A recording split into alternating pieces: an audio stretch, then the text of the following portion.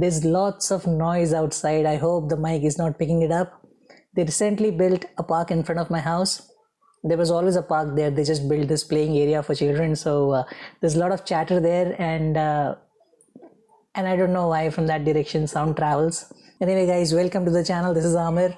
Welcome to yet another video from Dublin, Ireland. If you're someone who has recently subscribed, I want to thank you. You have no idea what it means to me. I really appreciate it. And if you're someone who's already part of the journey, thank you to you as well for being there. Before we proceed, let me quickly go through a couple of comments. I think it's a good practice and I should do it in every videos, because people usually post questions in my comment section, and they might help a wider audience. So here we go. How to get PR in Ireland? Can you do a video about it? Now, I don't endorse immigrating to Ireland. I am just promoting education in Ireland. So I don't advise anyone to think about PR. It's a very long journey. And even after fulfilling certain conditions, people fail to get permanent residency in Ireland.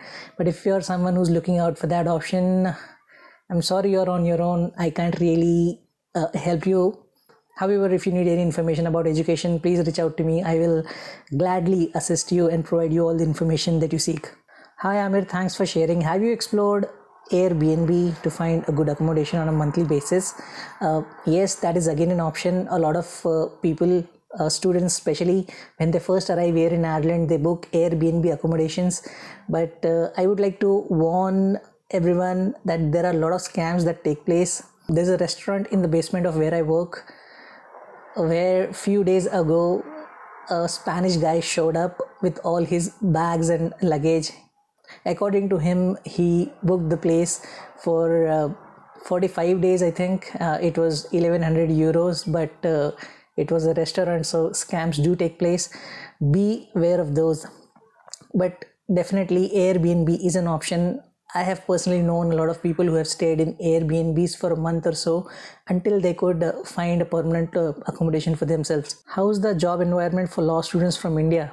Now, Irish law is different. So if you get education from Ireland, then maybe yes. Yes, I think this is something worth researching. I'll try to get back to you maybe in another Q&A session and provide you more information about law. Hi Amir, can you make a video about best banks in Ireland for small startup and for students? There are a lot of banks that provide special schemes for students. There is no account handling charges and some freebies as well. When I was a student, I used AIB, which was a costlier bank, I would say. However, you have options of going for Bank of Ireland. There is Ulster Bank, which is another good option for students. And then there are some online banks as well, which you can also consider. Thank you very much for posting these comments. Now let us proceed to the main content of this video. Over the last couple of months, I am interacting with a lot of students and with a lot of parents as well. It's one of the privileges of doing this. Even though we are still a small channel, I really appreciate people reaching me out and asking their doubts. Sometimes I get emotional when parents reach me and they talk about their children, and their kids reach me as well, and they have this different perspective, completely opposite to their parents.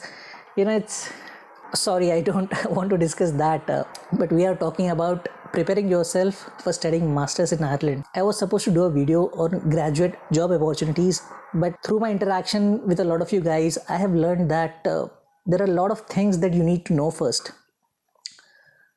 Most of the times you are just thinking that you can just land in Ireland, start studying, get a job and get settled.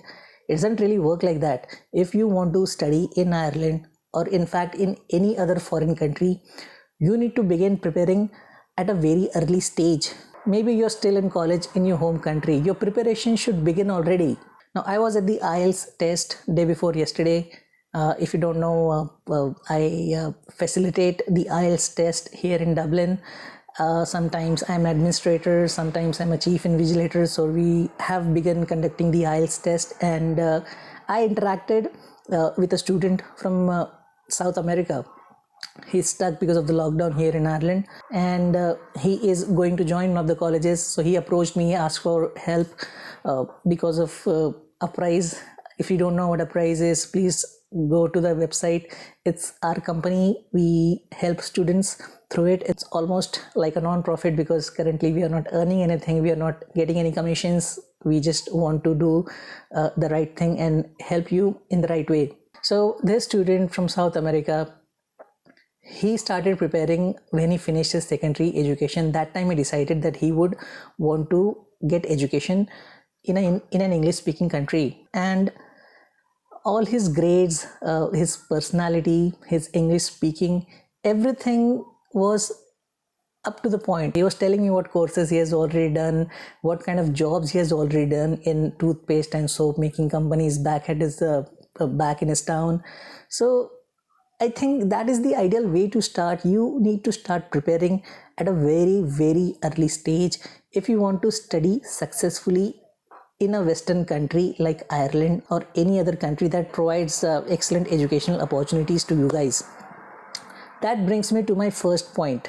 Get good grades in undergraduate studies. If you wish to study at a good university, grades matter. Depending on the course you select, your university would also be interested in individual marks in certain subjects such as mathematics. For example, if you want to study data analytics in Ireland, if you're going for a good university, they will check your mathematics score even in your first year.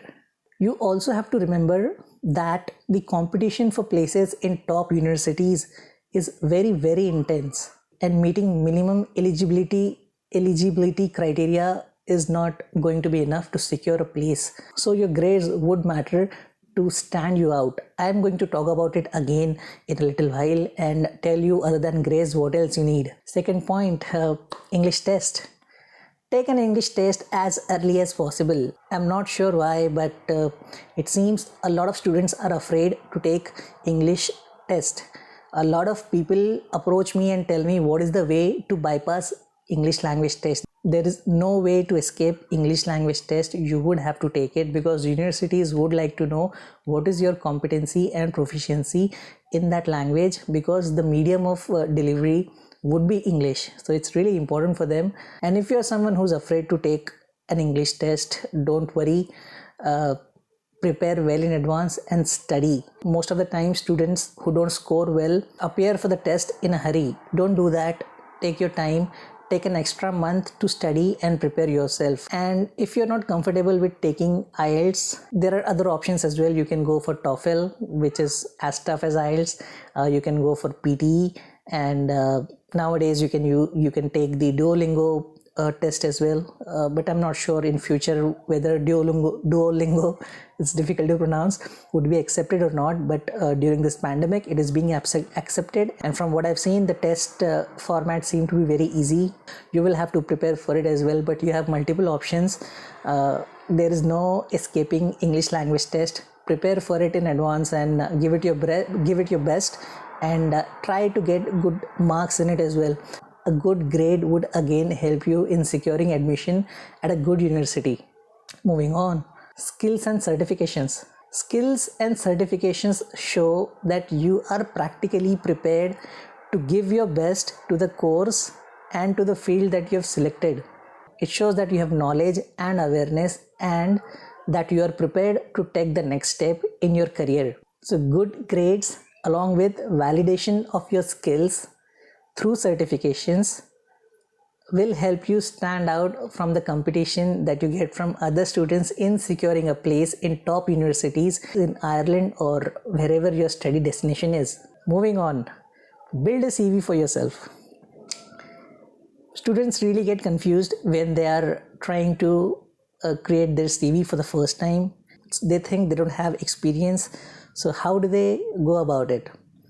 Now, if you're going to study at a European country, I'll give you a very simple suggestion. Go to the website of Europass. It is in the description. Go there. It's an online platform where you can create your resume or your CV online and then download it in the form of docx or maybe PDF. It is also a format which universities tell students to follow. So that is a very good starting point.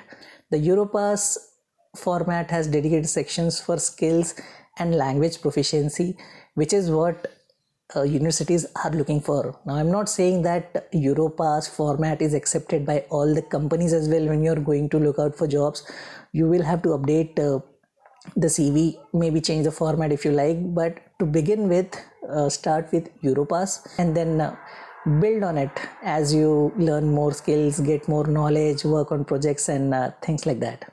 Build a LinkedIn profile. It is very, very surprising when students approach me and tell they don't have a LinkedIn profile. I have been given various reasons. Let me tell you a very funny reason someone gave me. I was once told by a student that he is trying to take a break from social media. That's why he doesn't want to create his LinkedIn profile. LinkedIn is not a place for humor. It is not for building personal relations. It is a place where your professional life will live online. Believe it or not, a lot of companies pay LinkedIn just to scan through profiles. I work in operations at my job. I get a monthly invoice from LinkedIn for 2,500 euros. That means the HR in our company are using it just to scan profiles. So it is something worth looking into, and it is worth having a LinkedIn profile. However, make sure that your LinkedIn profile is not the copy of your CV. When you give your CV to someone, the first thing they would do is go to LinkedIn and check your profile. Now they don't want to see your CV once again. So use LinkedIn to showcase things that you can't show on your CV. For example, I am a student mentor, but I have not mentioned it on any of my CVs. However, when HRs go to my LinkedIn profile, it shows there that I am a student mentor and I create these YouTube videos. So they learn more about me and what I do, and maybe it shows them that I'm a people person. I like to mentor people. Maybe I have good leadership skills. So use LinkedIn in this smart way. Geez, I'm losing light very fast. Increase the exposure. Is it too much? ISO. I don't want to increase the ISO. Next point, arrange tuition fee. Guys, I am also going to include all this point in the description. If you don't like listening to my voice, read the description. I'll paste everything that I'm saying in the form of an article. Anyway, I know tuition fee plays the biggest role in deciding where you would study. And because of this, a lot of people go to certain colleges that compromise on the facilities and the international exposure that you might get at a university. I know colleges in Ireland who are registering growth of 200 and 300% over a period of 2 years. They are getting awards, but they fail to note what they are doing to the future of the students. A lot of students from these colleges remain jobless. They don't get international exposure. Some might even argue that they made a mistake by moving to a certain country and not studying at the right place. So cost is a very big deciding factor. If you're someone who's on low budget, wait for a year, maybe try to increase your budget. Another point I would like to clear is don't rely on scholarships. Thousands and thousands of students from all over the globe apply for studying abroad in different countries. It's really difficult to get a scholarship. If you do manage to get it, consider it as your academic achievement. Don't think scholarship is a necessity to study abroad. Hence, guys, take your time to arrange your tuition fee, even if it takes an extra year or two. But don't compromise on the quality of education that you're going to get abroad. Last point, find a competent consultant. A consultant will help you shortlist universities and tell you what different options you have. However, please note, I have not seen this in any other country, just in India. Consultants get a commission from universities and colleges, and due to this, they treat you as a commodity, as a product. They will sell you admissions to colleges and institutes that might not even be deserving. So it's a sales job for which you're paying with your future. Having said that, don't forget that you can apply for universities and colleges yourself. Maybe if you're an Indian student, it might be difficult to get into a college without consultant because a lot of things happen in the background that you don't even realize. You'll never come to know, in fact. So you have an option of applying yourself to universities and colleges. They will respect your application regardless of it's coming through a consultant or not. You have the power in your hands, and don't shy away from using it instead of going to a consultant who might be selling you fake dreams. Or you can approach me, you can approach my company, Uprise. Like I said before, we are almost like a non-profit. We don't make anything. What we get is a recognition for doing something that would help future students find work placements in different countries when they go for studying. As of now, we are in talks with Maynooth University, Athlone Institute of Technology, and Limerick Institute of Technology. Now, these three places are handpicked by us because of the kind of facilities that they provide, the kind of international exposure they provide, the in-class atmosphere, and the quality of the staff there. So these are handpicked based on these parameters. We decided that we would not be working with certain colleges. I don't want, but we are going according to what these institutes and universities can offer to prospective students. But it also means that these institutes and university that I've mentioned, they scrutinize the applications a lot, and it's difficult to get into them. But I think that also goes on to show their quality, and the alumni students coming out of these institutes and the university would tell you nothing but good things. Anyway, so if you need help with admission, do get in touch with us. The website is in the description.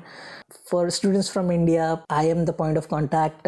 If you're from South America or Africa, it's my colleague. She'll reply to you, or he'll reply to you. I think that's it, guys. If you have any questions, please post it in the comment section. If your question would be a common question that a lot of people might have, I'll discuss it in the next video at the beginning, like we did today. That's it, guys. Take care of yourself. I have to figure out something about food now.